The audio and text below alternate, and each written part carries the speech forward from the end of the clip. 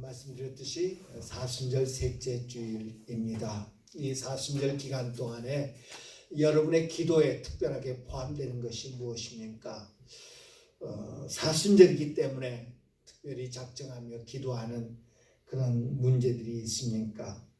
코로나19,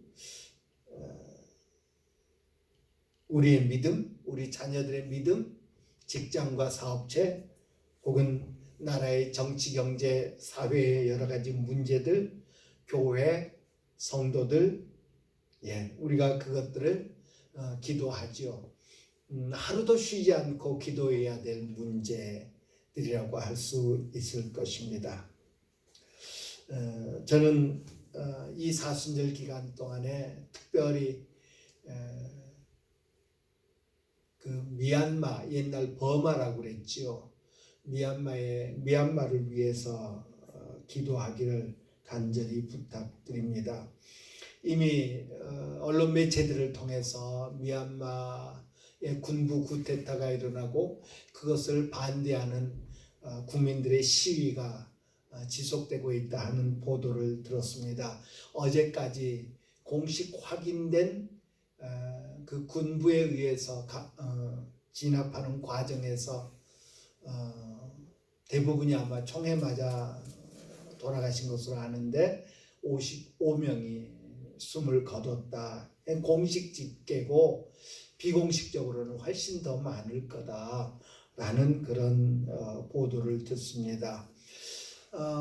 특별히 최근 언론에 의해서 알려진 19살 먹은 소위 태권 소녀라고 일컬어지죠. 태권도를 배우고 댄서로도 활약했다고 하는데 치알신이라는 19살 된 소녀의 기사를 보면서 정말 마음이 아픕니다. 그가 군부 쿠데타에 반대하면서 다시 되돌려라 하는 그런 시위에 참석하면서 그가 입었던 소녀가 입었던 티셔츠 앞에 영어로 Everything will be okay, 모든 것이 잘 될 거야 라는 그런 글귀가 쓰여 있었고요. 총을 맞아 숨을 거뒀죠. 그가 시위에 나가면서 자신의 운명을 맞지 않은 것처럼 자신의 페이스북에다가 이름, 혈액형, 그리고 비상연락처 등을 올려놓고 자신이 죽으면 시신을 기증해 달라고 그렇게 메시지를 남겼었다고 합니다. 그 Everything will be okay 라고 하는 그 글귀는 이제 미얀마에서 시위하는 시위대들의 그 슬로건이 되었다고 합니다. 치알신을 본받아서 미얀마의 많은 젊은이들이 시위에 참여하는데 시위에 참여하는 젊은이들이 명찰을 달고요. 그 명찰에는 이름을 적고 혈액형을 적고 그리고 연락처를 적어놓고 팔에 완장을 두르고요. 그 완장에 똑같이 적어놓고 머리에 띠를 띠고 그 띠에다도 자기의 이름과 혈액형과 그 비상연락 전화번호를 적어놓는다고 합니다. 우리 하나님은 열방이 모든 나라가 평강이 강과 같고 공의가 바다 물결 같기를 원하십니다. 하나님은 미얀마 땅에도 정의를 물같이 공의를 마르지 않는 강같이 하시기를 원한다는 사실을 기억하면서 그들을 위해서 기도합시다. 미얀마가 우리나라를 그렇게 좋아한다네요. 미얀마 사람들이 우리나라 드라마들을 그렇게 많이 보고요. 그래서 우리나라에 대한 동경이 많이 있고요.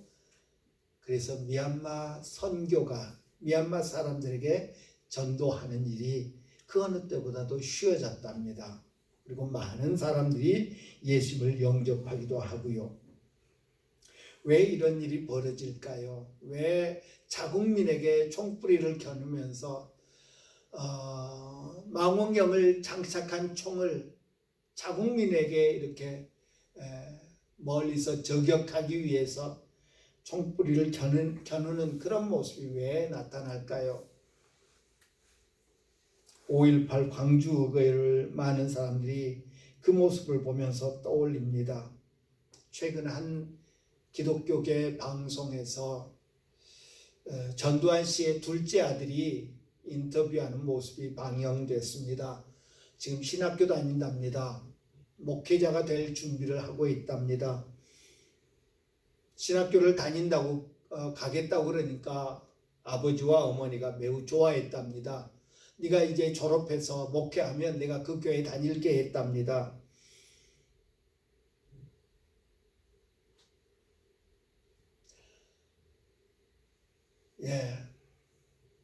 절에 가서 부처에 넙죽 엎드리는, 돌 앞에 넙죽 엎드리는 그것처럼 신앙생활을, 우리 예수 믿는 것을 생각하면 큰 착각이지요.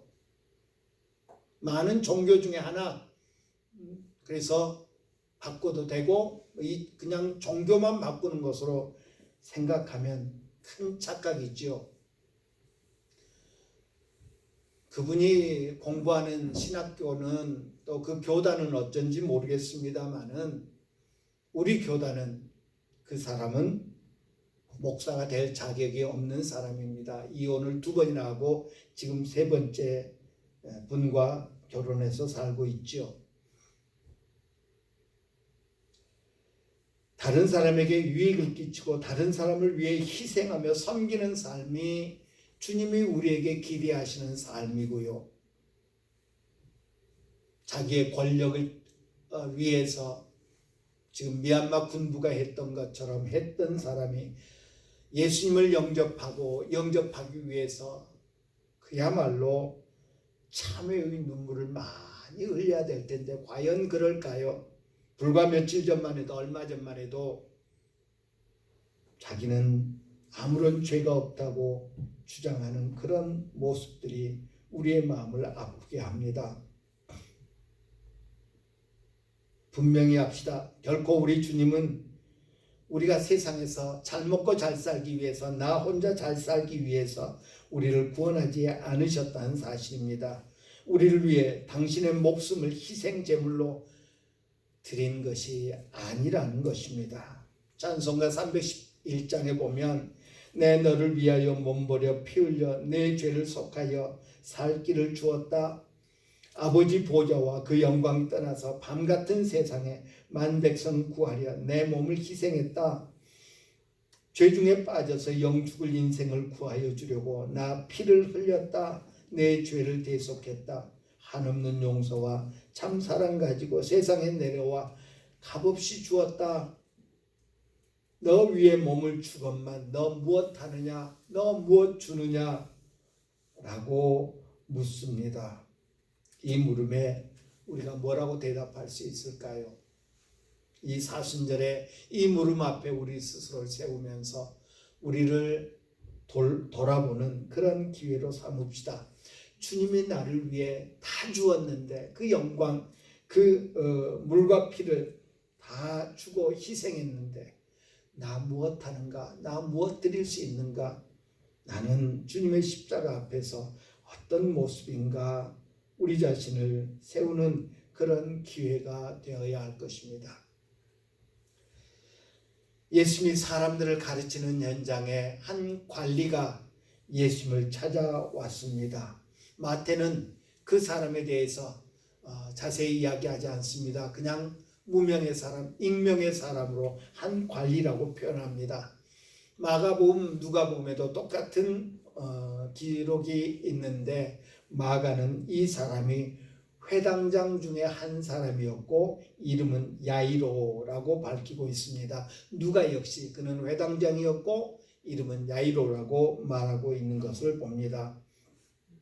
그가 예수님을 방문한 이유는 죽은 딸을 살려달라는 것이었습니다. 마태복음과 마가복음, 누가복음은 조금 이 변이가 좀 있는데요.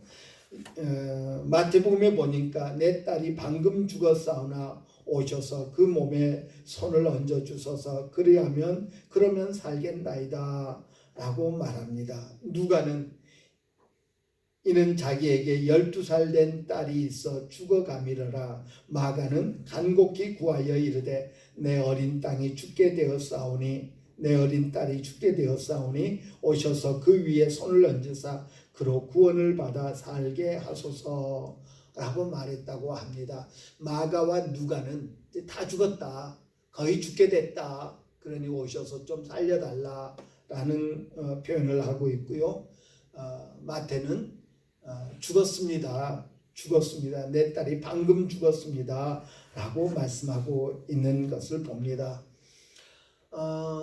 마가와 누가 복음에 보면 이제 마태는 오늘 본문에 보니까 죽었다고 그랬습니다. 방금 죽었다고 그랬습니다. 그래서 예수님이 따라가다가 12년 혈루병 앓던 여인을 만나서 옷깃을 만지고 낫게 되고 뭐 누가 그랬냐 찾고 뭐 이러는 과정이 있었음을 이야기합니다.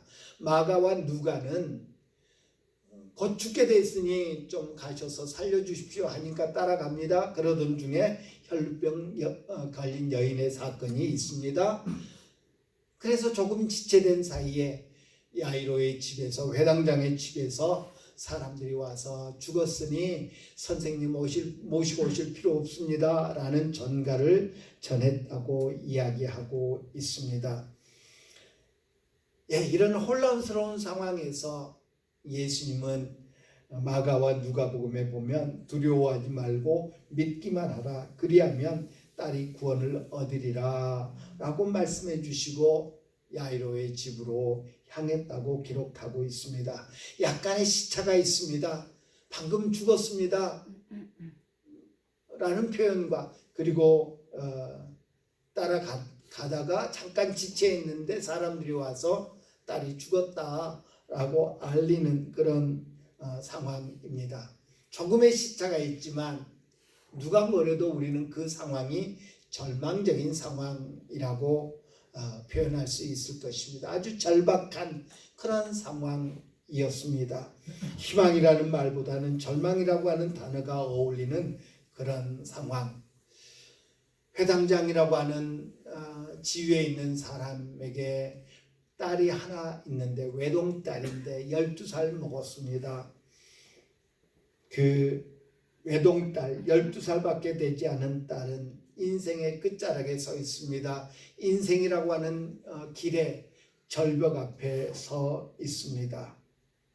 관리는, 회당장 야이로는 이런 절망적인 상황에서 예수님을 찾아왔습니다. 회당장은 회당의 장이라 그 말입니다. 회당은 이스라엘 사람들이 찾아가서 성경을 읽고 또 성경의 가르침을 받고 혹은 기도하고 하는 그런 장소였습니다. 그곳에서 이제 그 모든 것을 맡아 관리하는 그런 사람, 오늘 본문에 보니까 그가 관리다, 물론 로마 정부로부터 인정받은 관리는 아니었지만 동네 사람들로부터 늘 존경받는 그런 사람이었습니다. 그는 유대의 법, 유대의 전통, 유대의 규례, 율법 등을 철저히 지키는 사람으로 평가받는 사람이었습니다.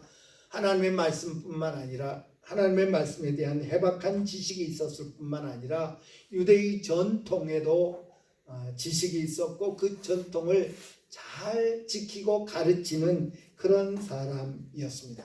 요즘 표현으로 하면 보수적인 사고를 가지신 그런 사람이었다. 보수적인 생활 방식을 따르는 그런 사람이었다라고 말할 수 있습니다.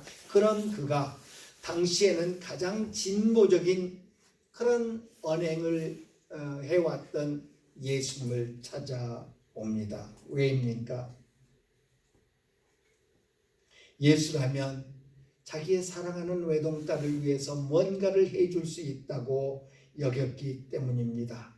예수라면 이 절망적인 상황에서 뭔가 출구를, 뭔가 희망을 줄 수 있다고 믿었기 때문일 것입니다.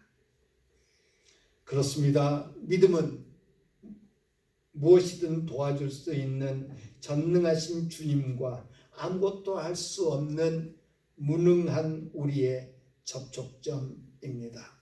믿음은 무능과 전능의 접촉점입니다.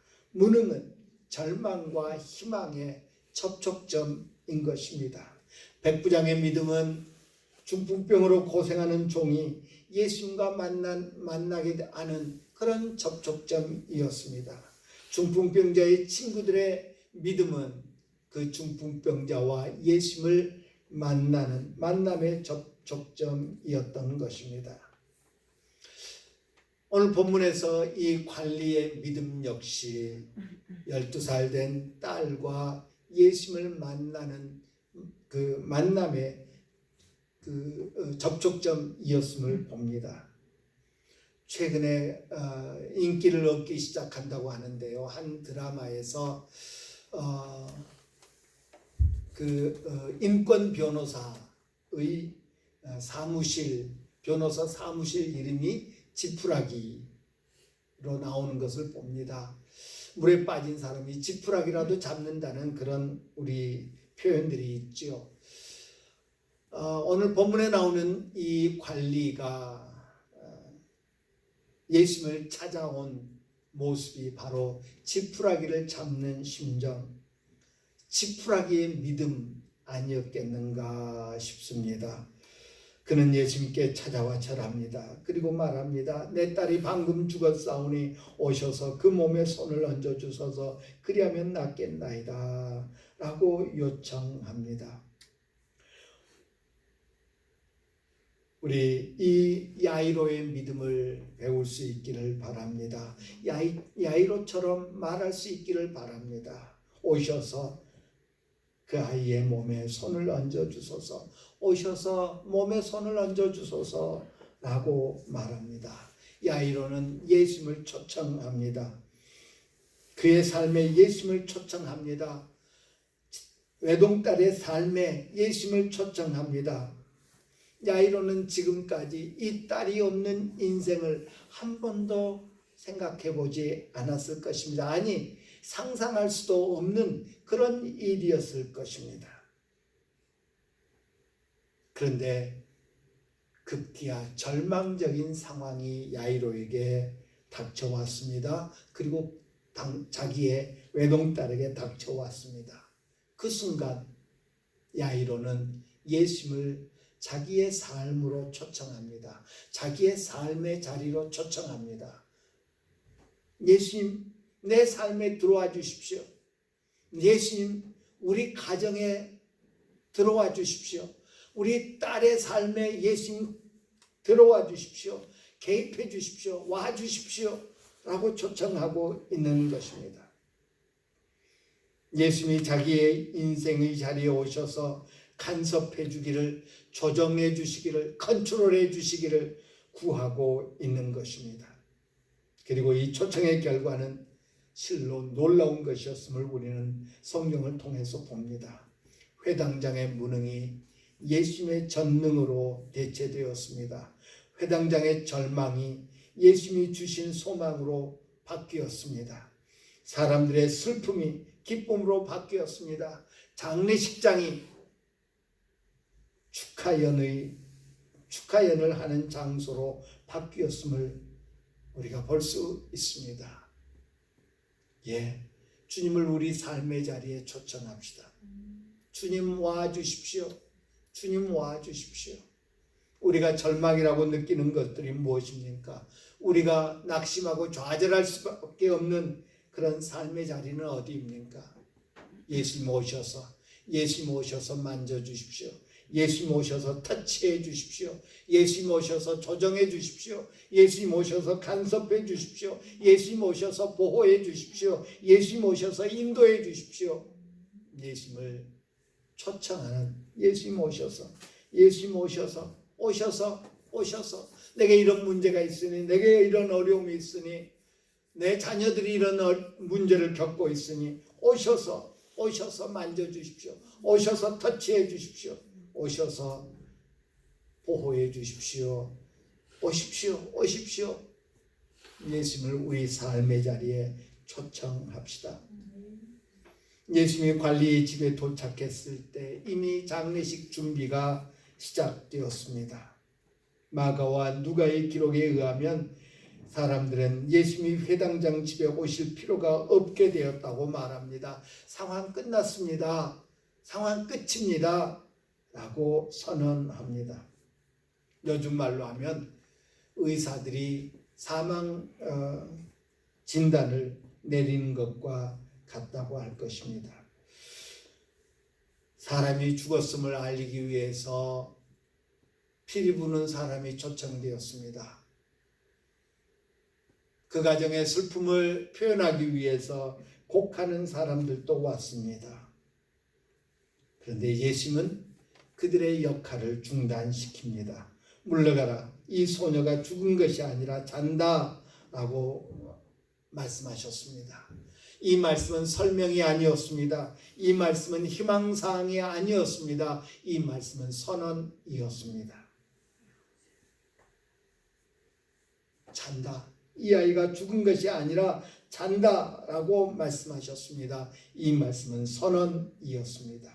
예수님이 왜 그렇게 말씀하셨을까요? 누구의 잘못입니까? 가사 상태에 빠져서 예수님이 와서 만져주니까 깨어났을까요? 죽은 것이 아닌데 죽었다고 착각했을까요? 오랜 질병으로 인해서 기력이 쇠해져서 혼절했었을까요? 정말로 잠들었을 뿐일까요? 어떤 주석가들은 그 관리가 보고한 대로 죽지 않았을 수도 있다고 해석합니다. 마가와 누가는 관리가 예수님께 왔을 때 죽어간다고 말했지 않습니까? 예수님께서 집에 도착하자마자 이 소녀가 죽은 것이 아니라 잔다고 말한 것 보니까 진짜로 죽은 것은 아니지 않느냐라고 말할 수 있습니다. 그런데 본문에 나오는 이 잔다라고 하는 헬라어 동사는 그 죽음을 완곡하게 표현하는 그런 단어입니다. 요한복음에도 보면 예수님께서 나사로에 대해서 말씀하시면서 우리 친구 나사로가 잠들었도다. 그러나 내가 깨우러 가노라 라고 요한복음 11장 11절에서 말씀합니다. 제자들이 말합니다. 주여 잠들었으면 낫겠나이다 라고 말하니까 예수님은 그들의 오해를 바로잡으면서 나사로가 죽었느니라. 그리고 실제로 와보니까 나사로가 죽은 지 나흘이 된 때였습니다. 예, 이 잔다라고 하는 말은 죽음에 대한 완곡한 표현, 죽음을 좀 미화해서 표현하는 그런 표현에 지나지 않다는 것입니다. 오늘 본문에서 예수님께서 죽은 것이 아니라 잔다라고 말하니까 사람들이 비웃었더라라고 말합니다. 사람들이 마음속으로 아마 그랬겠죠. 이번에는 당신이 틀렸습니다. 이번에는 당신이 잘못 짚었습니다. 라는 그런 마음이 있었겠지요. 이미 이 사람들은 사람이 살고 죽는 것에 대한 풍부한 지식과 경험이 있는 사람들이었습니다. 죽은 사람 한두 번 봤겠습니까? 피리 부는 사람들이, 곡하는 사람들이. 그래서 누구보다도 죽음에 대해서 해박한 지식이 있었고 죽음에 대해서 누구보다도 많은 경험을 한 그런 사람들이었습니다. 그들은 예수님께서 죽은 아이를 향해서 죽은 게 아니라 잔다라고 말하니까 비웃을 수밖에 없었을 것입니다. 자신들의 지식에 근거해 보니까, 자신들의 경험에 근거해 보니까 예수님이 한 말이 틀렸다라는 것이었습니다. 그들은 이 순간 그 누구의 말보다도 예수님의 그 어떤 권위와 지금까지 예수님이 해왔던 그 수많은 기사와 이적들보다도 자신들의 지식이, 자신들의 경험이 판단의 근거가 되었던 것입니다. 그렇습니다. 우리의 지식에 의해, 우리의 경험에 의해 판단되고 평가되어지는 세상은 주님이 우리의 경험에 의해 평가할 때 세상은 절망스러운 모습입니다. 예수님은 우리 삶의 자리에 초청하지 못하도록, 예수님을 우리 삶의 자리에 초청하지 못하도록 가로막습니다. 방해합니다. 이미 끝났습니다. 상황 끝입니다. 라는 그런 판단을 하게 하고 좌절하게 합니다. 더 이상 아무 일도 일어날 수 없다고 여기고 포기하게 만듭니다. 그런 우리의 지식과 경험이 우리의 상황을, 우리 주님을 판단하지 못하게 하여야 할 것입니다. 그래서 예수님은 그들을 향해서 물러가라 라고 명하시는 것을 볼 수 있습니다. 우리가 주님을 향해 믿음을 갖지 못하도록 하는 우리의 지식, 우리의 소망은, 우리의 경험은 무엇입니까? 우리가 소망을 갖지 못하도록 만드는, 부정적으로 만드는 우리의 지식은, 우리의 경험은 무엇이냐 하는 것입니다. 예수님은 소녀의 손을 잡아 일으키십니다. 마가는 이 엄청난 장면, 이 놀라운 장면을 이렇게 묘사합니다. 그 아이의 손을 잡고 이르시되 달리다 굼 하시니 번역하면 곧 내가 네게 말하노니 소녀야 일어나라 하심이라 라고 말합니다. 그 아이에게, 그 죽은 아이의 손을 잡아 일으키시면서 달리다 굼 말씀하셨더라 라는 것입니다. 예수님은 그 아이의 손을 잡고 그 아이의 삶에 개입하십니다. 그 아이의 생명에 개입하십니다. 그 아이의 생명을 다스리십니다. 죽은 아이를 향해서 명령하십니다. 아니, 생명을 향해서 명령하신 것이죠. 절망이 희망으로 바뀌는 순간이었습니다. 애곡이 찬양으로 바뀌는 순간입니다. 죽은 아이가 살아났습니다. 잃었던 외동딸이 다시 품에 안깁니다. 예수님을 초청했을 때, 예수님이 우리 삶의 자리에 오셨을 때 나타나는 아름다운 변화인 것입니다. 바울 사도는 고린도전서 15장에서 부활에 관해 언급하면서 사망아 너의 승리가 어디 있느냐, 사망아 내가 쏘는 것이 어디 있느냐, 우리 주 예수 그리스도로 말미암아 우리에게 승리를 주시는 하나님께 감사하노니라고 고백하였습니다. 또 로마 교회 성도들에게 편지를 보내면서 내가 확신하노니 사망이나 생명이나 천사들이나 권세자들이나 현재일이나 장래일이나 능력이나 높음이나 기쁨이나 다른 어떤 피조물이라도 우리를 우리 주 예수 그리스도 예수 안에 있는 하나님의 사랑에서 끊을 수 없으리라 라고 말씀해 주십니다. 어떨 때요? 예수님이 우리 삶에 개입하실 때, 예수님을 우리 삶에 초청하는 믿음을 보일 때 그러하더라 라는 것입니다. 우리는 사순절에 믿음의 사람들을 봅니다. 예수님이 왜 이렇게 일하셨을까? 왜 죽음을 향해서 명령하시면서 피리 부는 자들, 떠드는 사람들을 금지시키면서 이런 모습을 보이셨을까 생각해 봅니다. 백부장의 종을 고치시는 과정에서 예수님은 권위를 보여주셨습니다. 어떤 권위입니까? 명령자로서의 권위였습니다. 말씀만 하옵소서, 내 부하들에게도 내가 명령하면 그대로 됩니다. 그러니 우리 집에 오실 필요가 없습니다. 그냥 이 자리에서 명령만 해주십시오. 백부장의 믿음을 통해서 예수님은 말씀의 주인이시오 명령자이신 주님의 권위를 나타내셨습니다. 중풍병자를 고치시면서 하필이면 내 죄가 사해졌다 라고 선언해 주셨습니다. 사람들이 신성모독자로 몰아갈 것을 아시면서도 구태여 예수님은 어려운 길을 택하셨습니다. 왜요? 자신이 죄사하는 권세가 있음을 알려주기 위해서였습니다. 오늘 본문 관리 회당장 야이로의 딸을 예수님 살려주셨습니다. 그러면서 그 아이에게 달리다 쿰 내가 내게 명하노니 일어나라 라고 말씀해 주셨습니다. 왜요? 예수님은 부활의 주시오 생명의 주권자이심을 보여주시기 위함이었습니다.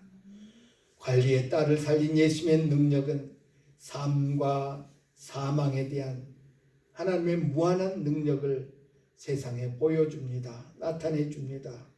하나님께서 생명과 사망을 다스린 능력을 가지셨다는 것을 우리가 믿을 때에 그의 손안에 있는 우리의 미래는 영원토록 밝게 빛날 것입니다.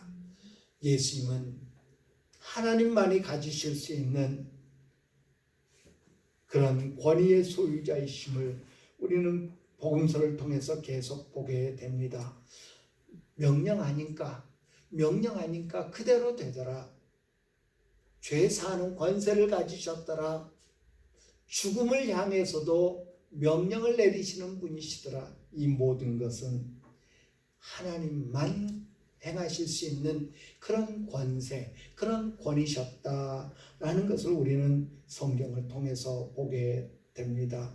예, 그렇습니다. 예수님은 나와 아버지는 하나다라고 말씀해 주십니다. 나를 본 자는 아버지를 보았다라고도 말씀하셨습니다. 예수님의 권세는 하나님 아버지의 권세이십니다. 예수님은 곧 하나님이십니다. 그 전능하신 분을 오늘 이 관리처럼 야이로처럼 우리의 삶의 자리에 초청해서 주님 다스려 주옵소서. 주님 개입해 주십시오. 주님 컨트롤해 주십시오. 주님께 구하는 우리 모두가 되기를 간절히 바랍니다. 기도합니다.